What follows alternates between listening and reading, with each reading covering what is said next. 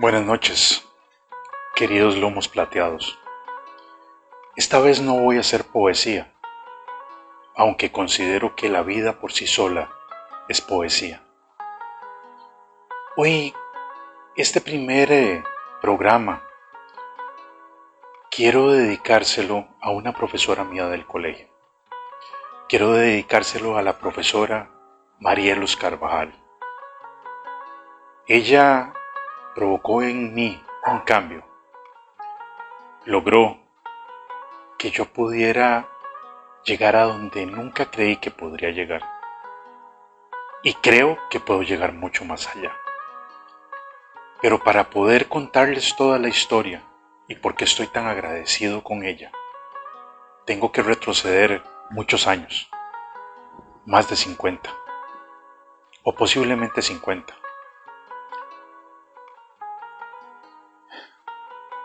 A mí la escuela me costaba mucho, me costaba leer, me costaba escribir, me costaba la matemática, realmente me costaba todo. Todos los años de mi escuela normalmente me enviaban a lo que llamábamos convocatorias.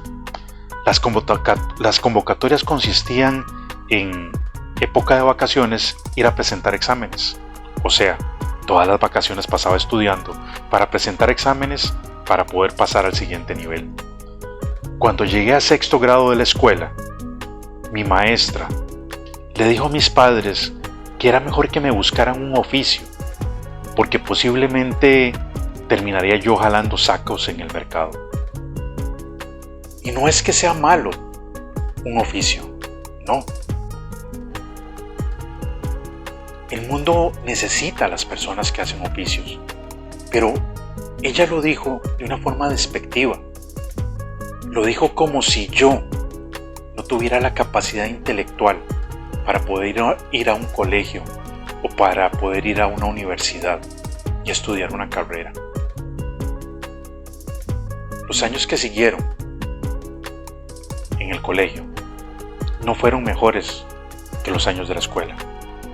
Posiblemente hasta peores, porque ya había entrado en la adolescencia y no fui un adolescente fácil, fui un adolescente bastante complicado.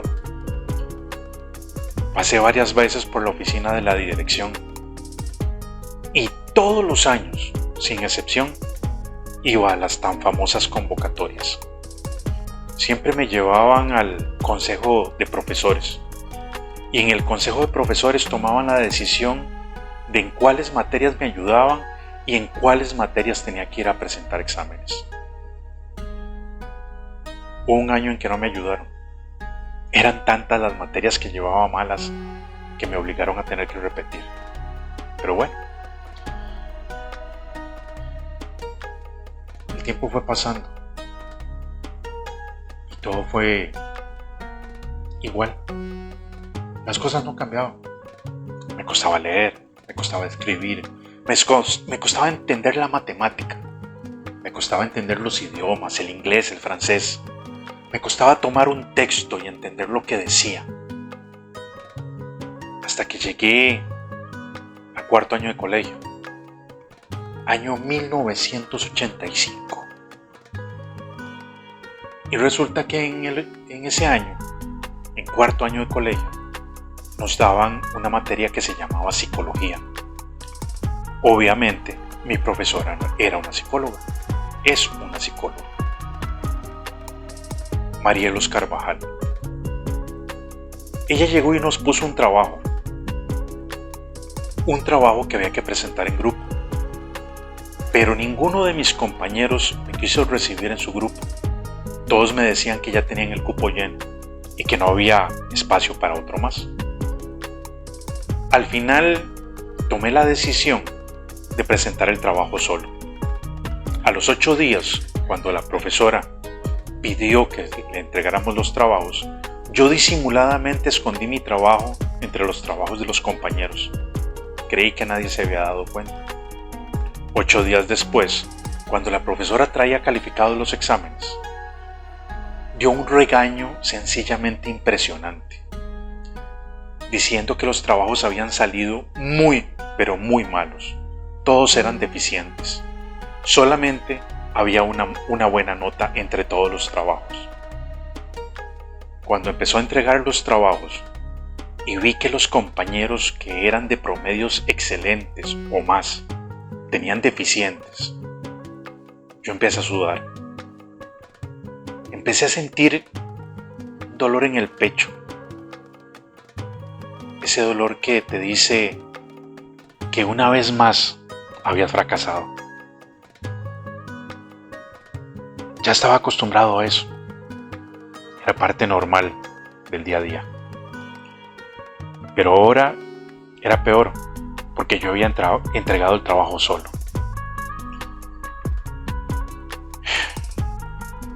Llegó el momento en que la profesora tenía el último trabajo en su mano y me llamó.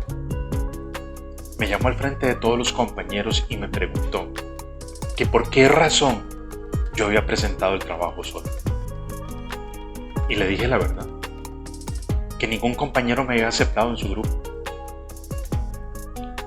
Me arriesgué y dije la verdad. Ella llegó y le dijo a todos los compañeros que si me hubieran aceptado, hubieran tenido una muy buena nota, que yo era el único 100 de todo el grupo y que si me hubieran aceptado, posiblemente ahora también tendrían un 100. Pero no siempre las buenas noticias en mi vida venían acompañadas de más buenas noticias.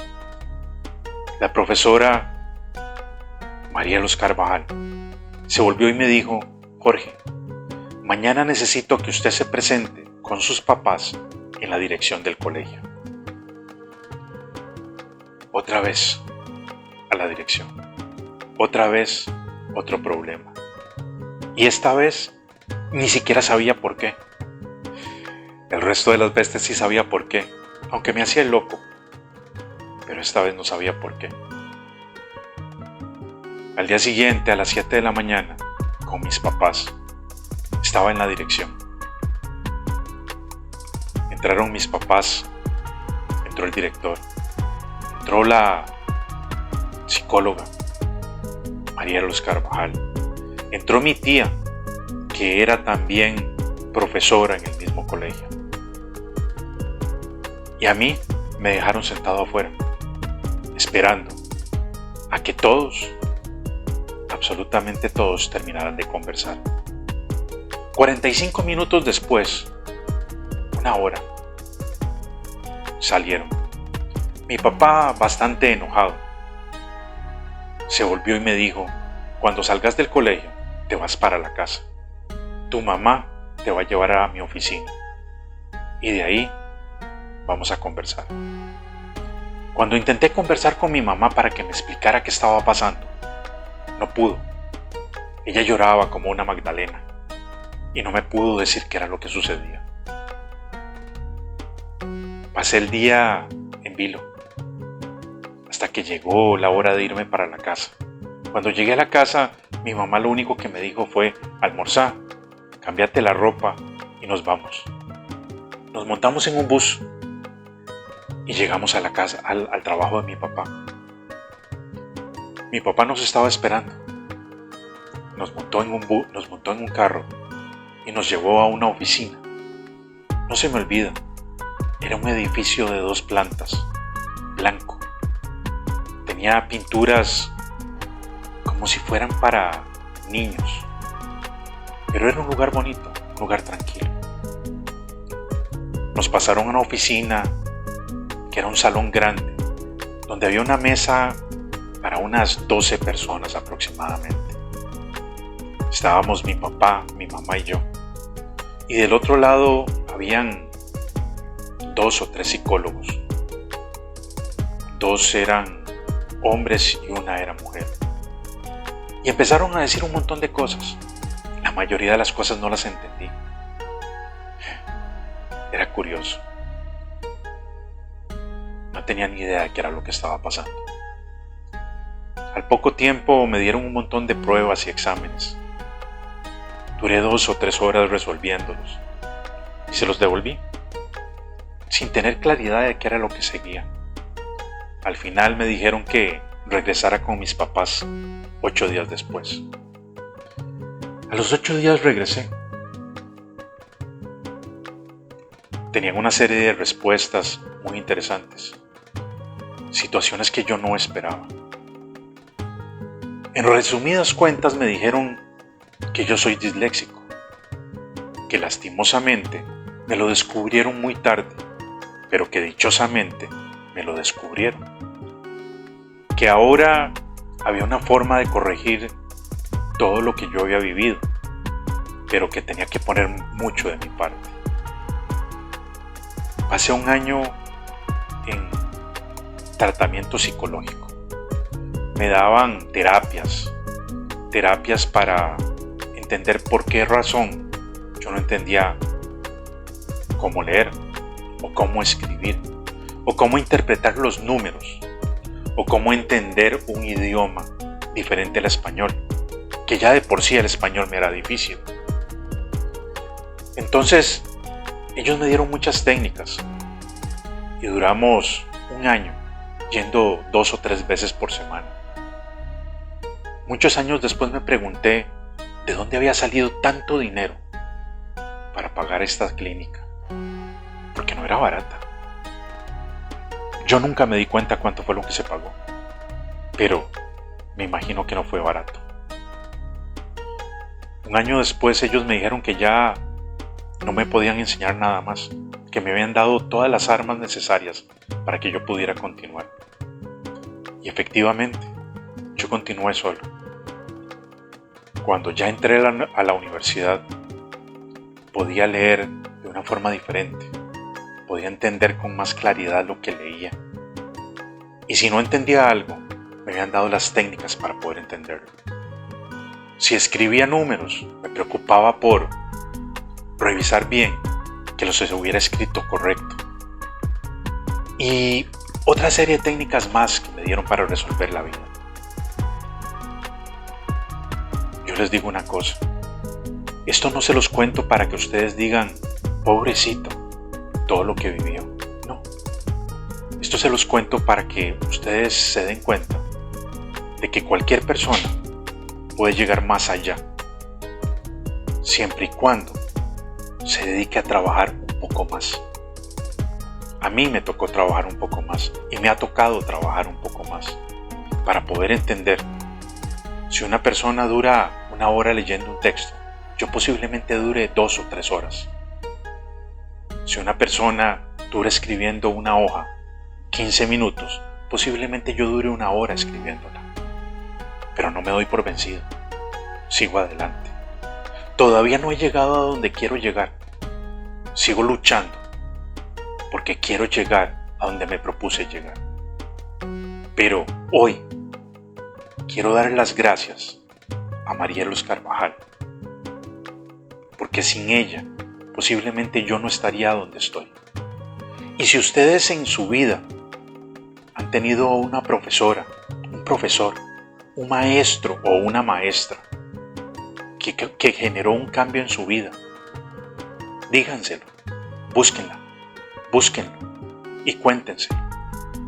Hace un año yo la busqué y le escribí una carta contándole lo que ella había provocado en mi vida. Creo que es importante que estos profesores, profesoras, maestros o maestras sepan que ese sacrificio que ellos han hecho ha provocado un cambio positivo. Gracias, de corazón. Gracias.